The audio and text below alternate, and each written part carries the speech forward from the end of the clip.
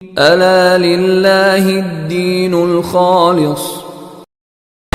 یہ وہ حسن ہے کہ جس کے بارے میں سننے ابی داؤد کے اندر آتا ہے کہ ان کی وفات پر حضرت معاویہ کے دربار میں بیٹھے ایک ناسبی ذہن کے شخص نے یہ کہا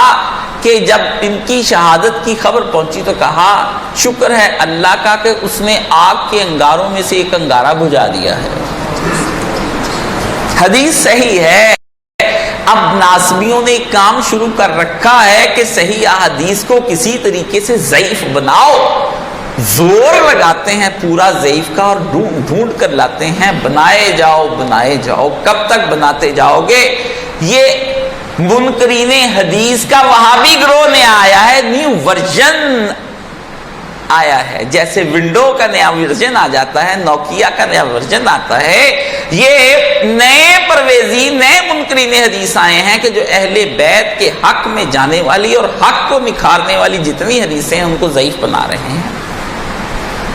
کبھی کہتے ہیں اس میں بقیہ مدلس ہے، اس کا حدثہ نہیں ہے، جبکہ ان کے بڑے سب روایات کو مانتے، جا کر کے یہ دیکھ لیں اون المبود میں صاحب اون المبود جو کہ بڑے پکے وہابی ہیں اور کٹر قسم کے وہابی ہیں، جن کی شرح ابن ابی داؤد، شرح ابو داؤد جو ہے اس کی 4 جلد صفحہ 116 پر کتاب اللباس باب النمور والسبا کے اندر یہ جملہ نقل کیا گیا ہے کہ حسن ایک تھا، اور جو صاحب دربار تھے انہوں نے اپنے اس درباری کو روکا نہیں ہے کہ تم یہ کیا کہہ رہے ہو، یہ وہ توہین ہے ایک صحابی کی جو دوسرے صحابی کے سامنے کی گئی ہے اور اس نے روکا نہیں ہے۔ یہ آپ کے سامنے ہم عرض کرتے ہیں، کہتے ہیں وہ تو اشداء علی الکفار ورحماء بینہم تھے،